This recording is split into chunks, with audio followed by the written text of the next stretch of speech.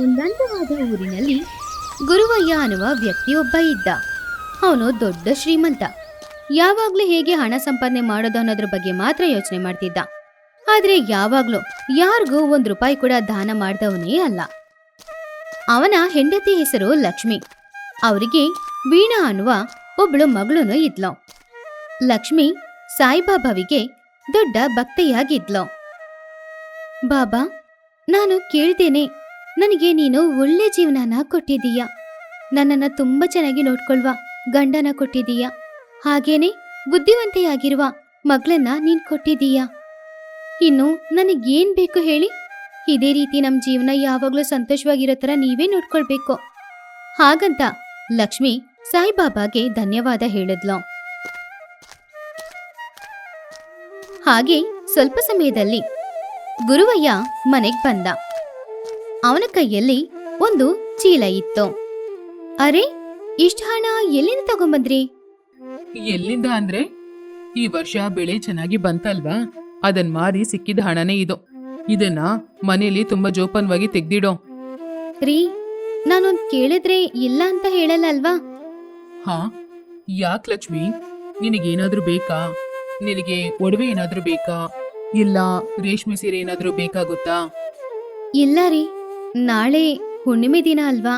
ಹುಣ್ಣಿಮೆ ದಿನ ಸಾಯಿಬಾಬಾ ದೇವಸ್ಥಾನದಲ್ಲಿ ಸುಮಾರು ಜನರಿಗೆ ಅನ್ನದಾನ ಮಾಡ್ಬೇಕು. ಹಾಗೆ ಅನ್ನದಾನ ಮಾಡಿದ್ರೆ ನಮಗೆ ಪುಣ್ಯ ಸಿಗುತ್ತೆ. ನಿನ್ನ ನೋಡಿ ನಾನು ಬುದ್ಧಿವಂತೆ ಅಂತ ಅಂದ್ಕೊಂಡಿದ್ದೆ, ಆದ್ರೆ ಇಷ್ಟು ಮೂರ್ಖಳು ಅಂತ ಅಂದ್ಕೊಂಡಿರ್ಲಿಲ್ಲ. ಯಾರಾಗಿದ್ರು ಸೀರೆ ಚಿನ್ನ ಬೇಕು ಅಂತ ಕೇಳ್ತಾರೆ, ಆದ್ರೆ ನಿಂತರ ಅನ್ನದಾನ ಮಾಡ್ಬೇಕು ಅಂತ ಕೇಳಿದ್ರೆ ನಾನು ಅದಕ್ಕೆ ಏನು ಉತ್ತರ ಕೊಡೋದು? ನೀನ್ ಹೇಳೋ ತರ ದಾನ ಧರ್ಮ ಮಾಡ್ತಾ ಇದ್ರೆ ನನಗೂ ನನ್ನ ಮಗಳಿಗೂ ನಾಳೆ ₹1 ಕೂಡ ಇರೋದಿಲ್ಲ. ಹಾಗಂತ ಹೇಳಿ ಗುರುವಯ್ಯ ಆ ಹಣನ ತಗೊಂಡು ಹೋಗಿ ಕಬ್ಬಿಣದ ಪೆಟ್ಟಿಗೆಯಲ್ಲಿ ಹಾಕಿಟ್ಟ. ಏನೋ ಇವರು ಯಾವಾಗ ಬದಲಾಗ್ತಾರೋ ಏನೋ. ಹಾಗಂತ ಲಕ್ಷ್ಮಿ ಅವಳ ಗಂಡನ ಬಗ್ಗೆ ತುಂಬಾನೇ ಬೇಜಾರು ಮಾಡ್ಕೊಂಡ್ಲು. ಅಷ್ಟರಲ್ಲಿ ಗುರುಪೂರ್ಣಿಮಾ ಹಬ್ಬದ ದಿನಾನು ಬಂತು. ಇವತ್ತು ಗುರುಪೂರ್ಣಿಮಾ. ದೇವಸ್ಥಾನದಲ್ಲಿ ಸಾಯಿಬಾಬಾಗೆ ಅಲಂಕಾರ ಮಾಡಿರ್ತಾರೆ. ನೋಡಕ್ಕೆ 2 ಕಣ್ ಕೂಡ ಸಾಕಾಗಲ್ಲ. ಹೇಗಾದ್ರೂ ಮಾಡಿ ದೇವಸ್ಥಾನಕ್ಕೆ ಹೋಗ್ಬೇಕು. ಹಾಗಂತ ಲಕ್ಷ್ಮಿ ಗುರುವಯ್ಯನ ಹತ್ರ ಹೋದ್ಲು. ಆ ಸಮಯದಲ್ಲಿ ಗುರುವಯ್ಯ ಅವನ ಕಬ್ಬಿಣದ ಪೆಟ್ಟಿಗೆಯಲ್ಲಿದ್ದ ಹಣನ ಲೆಕ್ಕ ಮಾಡ್ತಾ ಇದ್ದ.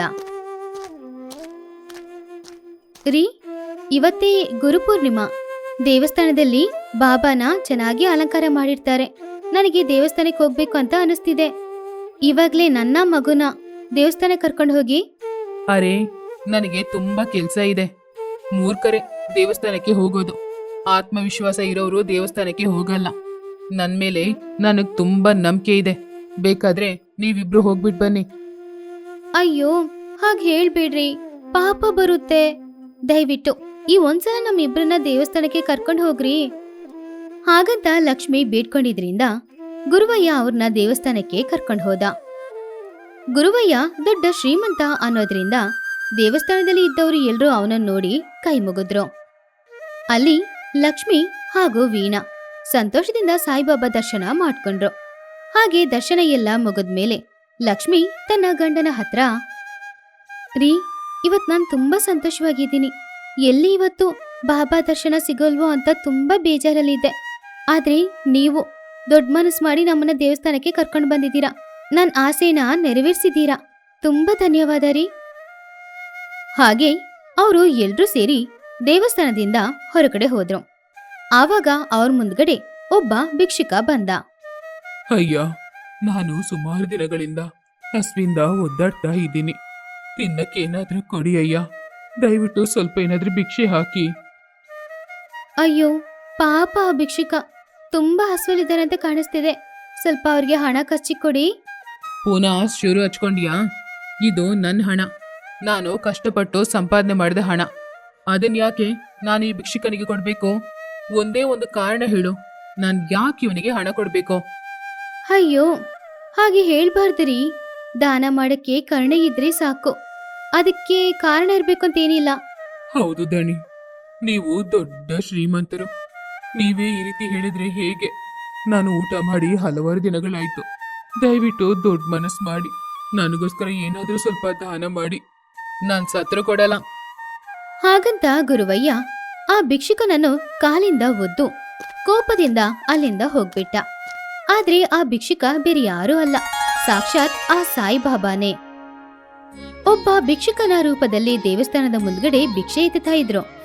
ನಿನ್ನಲ್ಲಿ ಇರುವ ಈ ಅಹಂಕಾರನೇ ನಿನ್ನ ಅಭಿವೃದ್ಧಿಗೆ ಖಂಡಿತ ತಡೆಯಾಗುತ್ತೆ. ಗುರುವಯ್ಯ, ನಿನಗೆ ಹೇಗೆ ಪಾಠ ಹೇಳಿಕೊಡ್ತೀನಿ ಅಂತ ನೋಡು. ಹಾಗೆ ಸಾಯಿಬಾಬಾ ಗುರುವಯ್ಯನಿಗೆ ಹೇಗಾದ್ರೂ ಬುದ್ಧಿ ಹೇಳಿಕೊಡ್ಬೇಕು ಅಂತ ನಿರ್ಧಾರ ಮಾಡಿದ್ರು. ಈ ಕಡೆ ಗುರುವಯ್ಯ ಅವನ ಮನೆಗೆ ಹೋದ.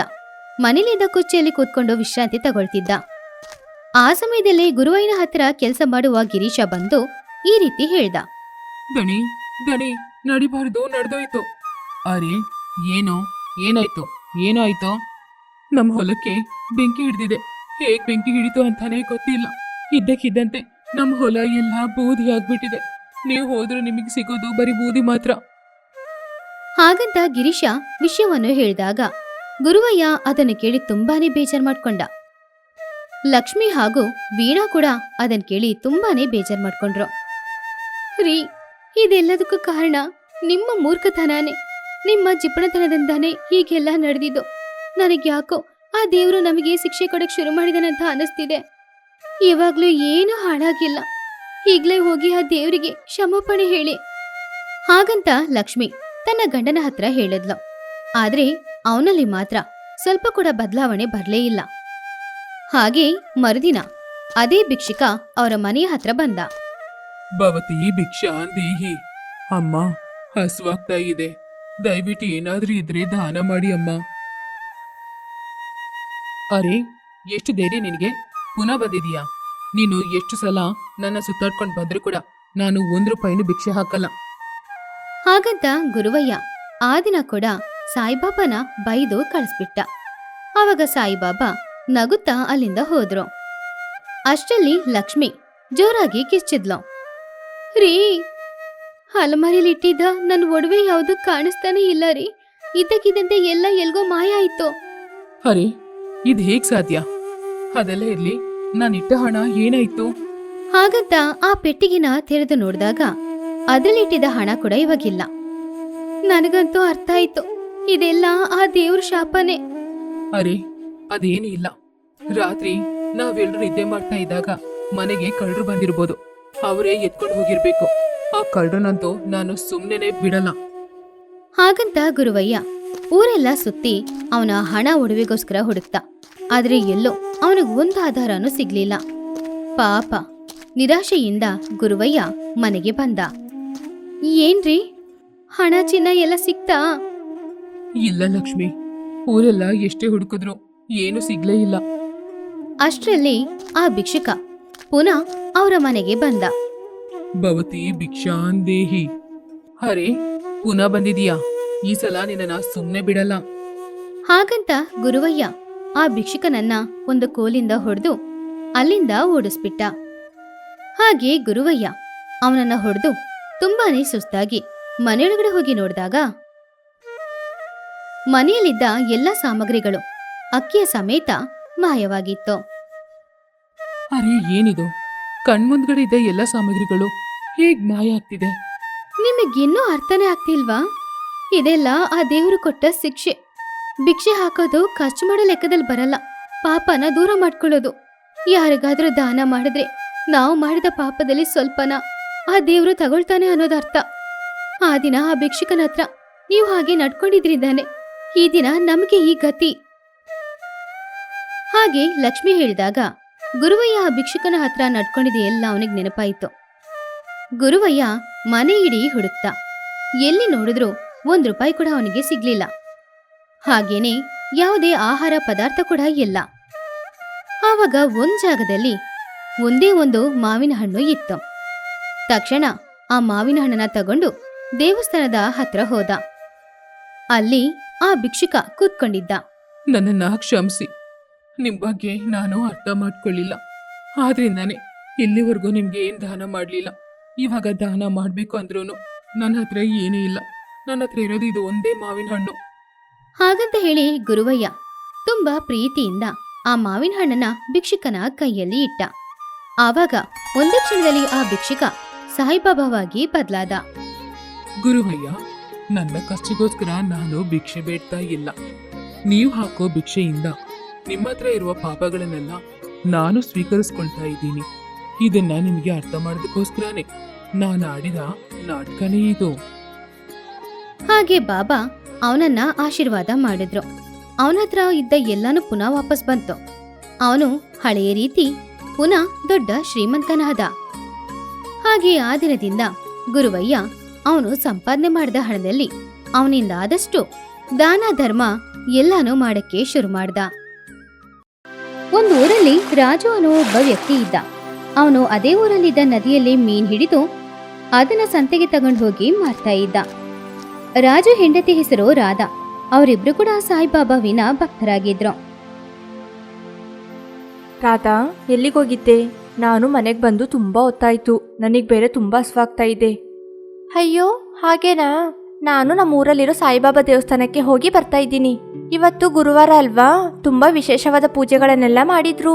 ಆ ದೇವಸ್ಥಾನ ಸುತ್ತಮುತ್ತ ಹಬ್ಬದ ಥರ ಇತ್ತು ರೀ. ಓಹೋ, ಹಾಗೇನಾ? ಹೌದು, ಬಾಬಾ ಎಲ್ಲಿದ್ರು ಕೂಡ ಅದು ಹಬ್ಬದ ಥರನೇ ಇರುತ್ತೆ. ಸರಿ, ನಂಗೆ ತುಂಬಾ ಹಸ್ವಾಗ್ತಾ ಇದೆ, ಬಂದು ಊಟ ಹಾಕು. ಹಾಗೆ ರಾಧಾ ರಾಜುಗೆ ಊಟ ಬಡಿಸಿದ್ಲು. ಅಡ್ಗೆ ಮಾಡಿದೆಲ್ಲನೂ ತುಂಬಾ ರುಚಿಯಾಗಿತ್ತು ರಾಧಾ. ಎಲ್ಲನೂ ರುಚಿಯಾಗಿತ್ತು. ನಿನ್ ಕೈಯಲ್ಲಿ ಮಾತ್ರ ಏನೋ ಮಂತ್ರ ಇದೆ. ತುಂಬಾ ಧನ್ಯವಾದ ರೀ. ಮತ್ತೆ ದೇವಸ್ಥಾನದಲ್ಲಿ ನಾನೊಂದು ಜೋಡಿನ ನೋಡ್ದೆ. ಅದು ಇನ್ನು ಬೇರೆ ಯಾರೂ ಅಲ್ಲ, ನಮ್ಮೂರಲ್ಲಿರೋ ಕಾಂತನು ಪ್ರಭಾಕರ್. ಓ, ಹಾಗೇನಾ? ಪಾಪ, ಅವ್ರು ಶುರು ಮಾಡ್ಕೊಂಡಿದ್ದ ವ್ಯಾಪಾರ ಎಲ್ಲನೂ ನಷ್ಟ ಆಗೋಯ್ತು. ನನ್ನ ಹತ್ರನೂ ಒಂದ್ಸಲ ಸಾಲ ಕೇಳಿದ್ರು. ಪಾಪ, ಅವರು ದಿಢೀರಂತ ತುಂಬಾ ಬಡವರಾಗ್ಬಿಟ್ರು. ಅಯ್ಯೋ, ಅದೆಲ್ಲ ಅವಾಗ. ಇವಾಗ ಅವರು ಹೇಗಿದ್ದಾರೆ ಅಂತ ಅನ್ಕೊಂಡಿದ್ದೀರಾ? ಹೇಗಿದ್ದಾರೆ? ಕಾಂತಮ್ಮನ ಕುತ್ತಿಗೆಲಿ ದೊಡ್ಡ ನೆಕ್ಲೆಸ್ ಇತ್ತು. ಹಾಗೆ ಅವರು ದೇವರಿಗೆ ತುಂಬಾ ಕಾಣಿಕೆಗಳನ್ನ ಕೊಟ್ರು. ಆಮೇಲೆ ಅವರು ಕಾರಲ್ಲೇ ಬಂದ್ರು, ಕಾರಲ್ಲೇ ಹೋದ್ರು. ಇವತ್ತು ಅನ್ನದಾನ ಮಾಡಿದ್ ಕೂಡ ಅವರೇ. ಹಾಗೇನಾ? ಅಷ್ಟು ಬೇಗ ಅಷ್ಟೊಂದು ಹಣನ ಹೇಗೆ ಸಂಪಾದನೆ ಮಾಡಿದ್ರು? ಎಲ್ಲ ಇನ್ನೇಗ್ರಿ, ಎಲ್ಲನೂ ಆ ಬಾಬನ್ ದಯೆಯಿಂದ. ಅವ್ರ ಪರಿಸ್ಥಿತಿ ಕಷ್ಟದಲ್ಲಿದ್ದಾಗ ದೇವ್ರ ಹತ್ರ ಬೇಡ್ಕೊಂಡ್ರಂತೆ. ಪ್ರತಿ ಗುರುವಾರನೂ ಬಾಬನ್ ದೇವಸ್ಥಾನ ಸುತ್ತ 108 ಸಲ ಸುತ್ತಿ ಯಾವುದೋ ಒಂದು ಭಿಕ್ಷುಕನಿಗೆ ಅನ್ನ ಕೊಟ್ಟು ಬಟ್ಟೆ ಕೂಡ ದಾನ ಮಾಡಿದ್ರಂತೆ. ಇದೇ ರೀತಿ 5-6 ವಾರ ಮಾಡಿದ್ರಂತೆ. ಈ ರೀತಿ ಮಾಡಿದಿಕ್ಕೆ ಬಾಬಾ ಕರುಣೆ ತೋರಿಸ್ಬಿಟ್ರು. ಅವತ್ತಿಂದ ಅವ್ರ ವ್ಯಾಪಾರದಲ್ಲಿ ಚೆನ್ನಾಗಿ ಲಾಭ ಆಗೋ ತರ ಮಾಡಿದ್ರು. ಅವರಿಗೆ ಇನ್ನು ಬೇಜಾರನೇ ಇಲ್ಲ ರೀ. ಅದಕ್ಕೆ ಅವರು ಈ ತರ ಇದ್ದಾರೆ. ಓಹೋ, ಬಾಬನಿಂದಾಗಿ ತುಂಬಾ ಜನರ ಜೀವನ ತುಂಬಾ ಚೆನ್ನಾಗಿದೆ ಅಲ್ವಾ? ಹೌದು ರೀ. ಅದಕ್ಕೇನೆ ನಾವು ಕೂಡ ಅವ್ರು ಮಾಡ್ದಾಗೇನೆ ಮಾಡೋಣ. ಅವಾಗ ನಮ್ ಜೀವನನೂ ಕೂಡ ತುಂಬಾ ಚೆನ್ನಾಗಿರುತ್ತೆ ಅಲ್ವಾ? ಹಾಗೆ ಮಾಡೋಣ. ನಾಳೆಯಿಂದ ನಾವು ಕೂಡ ಅರೋತನ ಮಾಡೋಣ. ಹಾಗೆ ರಾಜು ರಾಧಾ ಇಬ್ರು ಕೂಡ ಸಾಯಿಬಾಬಾ ವೃತ್ತನ ಆರಂಭಿಸ್ಬೇಕು ಅಂತ ಅಂದ್ಕೊಂಡ್ರು. ಹಾಗೆ ಅವರು ಪ್ರತಿದಿನ ಬೆಳಗ್ಗೆನೆ ಎದ್ದು ದೇವಸ್ಥಾನಕ್ಕೆ ಹೋಗ್ತಾ ಇದ್ರು. ಇವಾಗ ನಾವು ದೇವಸ್ಥಾನ ಸುತ್ತ 108 ಸಲ ಸುತ್ತಬೇಕಾ? ಹೌದು ರೀ. ಬಾಬಂದು ಹೆಸರನ್ನ ಹೇಳ್ಕೊಂಡು ಸುತ್ತಿದ್ರೆ ನಮ್ಗೆ ತುಂಬಾ ಸುಲಭ ಆಗುತ್ತೆ. ಹೌದು ಹೌದು, ಸರಿ ಬಾ, ಇವಾಗ ಶುರು ಮಾಡೋಣ. ಹಾಗೆ ರಾಜ ರಾಧಾ ಇಬ್ರು ಕೂಡ ಪ್ರದಕ್ಷಿಣೆ ಮಾಡ್ತಾ ಇದ್ರು. ಹಾಗೆ ಪ್ರತಿದಿನ ಸಾಯಿಬಾಬಾಗೆ ಸೇವೆಯನ್ನ ಮಾಡ್ತಾ ಇದ್ರು. ಸರಿ, ನಾನೀಗ ನದಿ ಹತ್ರಕ್ಕೆ ಹೋಗ್ತೀನಿ. ಮೀನ್ ಹಿಡಿದು ಬಜಾರ್ಗೆ ತಗೊಂಡೋಗಿ ಮಾರ್ಬೇಕು. ಮೊದಲೇ ಲೇಟ್ ಆಗೋಯ್ತು. ಹಾ ಸರಿ, ಹೋಗ್ಬಿಟ್ಟು ಬನ್ನಿ. ಹಾಗೆ ರಾಜು ಮೀನ್ ಹಿಡಿಯಕ್ಕೆ ನದಿ ಹತ್ರ ಹೋಗ್ತಿದ್ದ. ಇವತ್ತು ಮೊದಲೇ ತುಂಬಾ ಲೇಟ್ ಆಗೋಯ್ತು. ಹೇಗಾದ್ರೂ ಮಾಡಿ ಒಂದ್ 4-5 ದೊಡ್ಡ ಮೀನ್ಗಳನ್ನ ಹಿಡಿದ್ರೆ ಅದೇ ಸಾಕು. ಹಾಗೆ ರಾಜು ಆ ದಿನ ಇಡೀ ತುಂಬಾನೇ ಪ್ರಯತ್ನ ಪಟ್ಟ. ಆದ್ರೆ ಅವನಿಗೆ ಒಂದೇ ಒಂದು ಮೀನ್ ಕೂಡ ಸಿಗ್ಲಿಲ್ಲ. ಅಯ್ಯೋ, ಏನಿದು? ಇವತ್ತು ಎಷ್ಟು ಸಲ ಬಲೆ ಹಾಕಿದ್ರು ಒಂದು ಮೀನ್ ಕೂಡ ಸಿಗ್ತಾ ಇಲ್ಲ. ನಾನಿವಾಗ ಏನ್ ಮಾಡ್ಲಿ? ತುಂಬಾ ಹೊತ್ತು ಇಲ್ಲೇ ಇರೋದು ಅಷ್ಟೊಂದು ಒಳ್ಳೇದಲ್ಲ. ಇವಾಗ ನಾನು ಮನೆಗೆ ಹೋಗ್ತೀನಿ. ಹಾಗೆ ರಾಜು ಮನೆಗೆ ಹೋದ. ಏನಾಯ್ತ್ರಿ? ಇವತ್ತು ತುಂಬಾ ಬೇಜಾರದಲ್ಲಿದ್ದೀರಾ? ಏನ್ ವಿಷಯ? ಏನಂತ ಹೇಳು. ಇವತ್ತು ಬೆಳಿಗಿಂದ ನಾನು ನದಿ ಹತ್ರನೇ ಇದ್ದು ತುಂಬಾ ಕಷ್ಟಪಟ್ಟೆ. ಆದ್ರೆ ನಂಗೆ ಒಂದು ಮೀನ್ ಕೂಡ ಸಿಕ್ಕಿಲ್ಲ. ನಾನಿವತ್ತು 1 ರೂಪಾಯಿ ಕೂಡ ಸಂಪಾದನೆ ಮಾಡಿಲ್ಲ ರಾಧಾ. ಅಯ್ಯಯ್ಯೋ, ಇವತ್ತು ನಾವು ದೇವಸ್ಥಾನಕ್ಕೆ ಹೋಗಿ ಬಂದ್ಮೇಲೆ ತಾನೇ ನೀವು ಕೆಲ್ಸಕ್ಕೆ ಹೋಗಿದ್ದು. ಹಾಗೆ ವ್ರತನ ಮಾಡೋದೇ ತುಂಬಾ ದಿನ ಆಗಿತ್ತು. ನಿಜವಾಗ್ಲೂ ನಿಮ್ದು ವ್ಯಾಪಾರ ಚೆನ್ನಾಗಿ ನಡೆಯುತ್ತೆ ಅಂತ ನಾನು ಅನ್ಕೊಂಡಿದ್ದೆ. ನಾನು ಕೂಡ ಹಾಗೆ ಅನ್ಕೊಂಡೆ. ಆ ಬಾಬಾ ಏನೋ ಒಂದು ಮಂತ್ರ ಮಾಡಿ ನಮ್ದು ಜೀವನವನ್ನ ಬದಲಾಯಿಸುತ್ತೆ ಅಂತ ಅನ್ಕೊಂಡಿದ್ದೆ. ಆದ್ರೆ ನಾನು ಅನ್ಕೊಂಡಿದ್ದು ನಡೆದಿಲ್ಲ. ನಂಗೆ ತುಂಬಾ ಕಷ್ಟ ಆಗ್ತಾ ಇದೆ. ಆಯ್ತು ರೀ, ನೀವು ಮೊದಲು ಬಂದು ಊಟ ಮಾಡಿ. ನೀವು ಬೇರೆ ತುಂಬಾ ಸುಸ್ತಾಗಿದ್ದೀರಾ. ಅಯ್ಯೋ, ನಂಗೆ ಏನು ತಿನ್ಬೇಕು ಅಂತಾನೆ ಅನಿಸ್ತಿಲ್ಲ. ಹಾಗೆ ರಾಜು ಊಟ ಮಾಡ್ದೇನೆ ನಿದ್ದೆ ಮಾಡ್ದ. ಮರುದಿನ ಎದ್ದು ಯಾವಾಗ್ಲೂ ತರ ದೇವಸ್ಥಾನಕ್ಕೆ ಹೋದ. ಅಲ್ಲಿ ಬಾಬಾಗೆ ಮಾಡ್ಬೇಕಾಗಿರೋ ವ್ರತಗಳನ್ನೆಲ್ಲ ಅವರಿಬ್ರು ಪೂರ್ತಿ ಮಾಡಿ ಮೀನ್ ಹಿಡಿಯೋದಕ್ಕೋಸ್ಕರ ರಾಜು ನದಿ ಹತ್ರ ಹೋದ. ಆದ್ರೆ ಅಲ್ಲಿ ಸುಮಾರು ಜನ ವ್ಯಕ್ತಿಗಳು ಇದ್ರು. ಇದೇನು ಯಾವತ್ತೂ ಇಲ್ಲಿ ಒಬ್ರು ಕೂಡ ಇರಲ್ಲ, ಆದ್ರೆ ಇವತ್ತೇನು ಇಲ್ಲಿ ಇಷ್ಟೊಂದು ಜನ ಇದ್ದಾರೆ? ಹಾ ರಾಮಯ್ಯ, ಏನ್ ವಿಷಯ? ಇವತ್ತ್ಯಾಕೆ ಇಷ್ಟು ಜನ ಇಲ್ಲಿದ್ದಾರೆ? ಮಳೆಗಾಲ ಶುರು ಆಯ್ತಲ್ವಾ? ನಮ್ಮ ಊರಿಗೂ ನಮ್ಮ ಸುತ್ತಮುತ್ತ ಇರೋ ಊರಿಗೂ ನೀರು ಬರೋಕೆ ತುಂಬಾ ಅವಕಾಶ ಇದೆ ಅಂತೆ. ಅದಕ್ಕೇನೆ ನದಿ ಹತ್ರಕ್ಕೆ ಯಾರು ಬರಬಾರ್ದು ಅಂತ ಕಟ್ಟೆ ಕಟ್ತಾ ಇದ್ದಾರೆ. ಇನ್ನು ಮುಂದೆ ಇಲ್ಲಿ ಯಾರು ಬರೋದಿಕ್ಕಾಗಲ್ಲ. ನೀನಿನ್ನು ಮೀನ್ ಹಿಡಿಯೋದು ತುಂಬಾ ಕಷ್ಟ. ಹಾಗಂತ ರಾಮಯ್ಯ ಹೇಳಿದ್ರಿಂದ ರಾಜು ನಿರಾಶೆಯಿಂದ ಮನೆಗೆ ಹೋದ. ಇದೇನ್ರಿ ಇಷ್ಟು ಬೇಗ ಬಂದ್ಬಿಟ್ರಿ? ಏನಾಯ್ತು? ಹೋಯ್ತು, ಎಲ್ಲನೂ ಹೋಯ್ತು ರಾಧಾ. ಅಯ್ಯಯ್ಯೋ, ಏನ್ರಿ ಆಯ್ತು? ಇಷ್ಟು ದಿನ ನಮಗೆ ಹೇಗೋ ಸ್ವಲ್ಪ ಹಣ ಬರ್ತಾ ಇತ್ತು, ತಿನ್ನೋದಿಕ್ಕೆ ಊಟ ಸಿಗ್ತಾ ಇತ್ತು.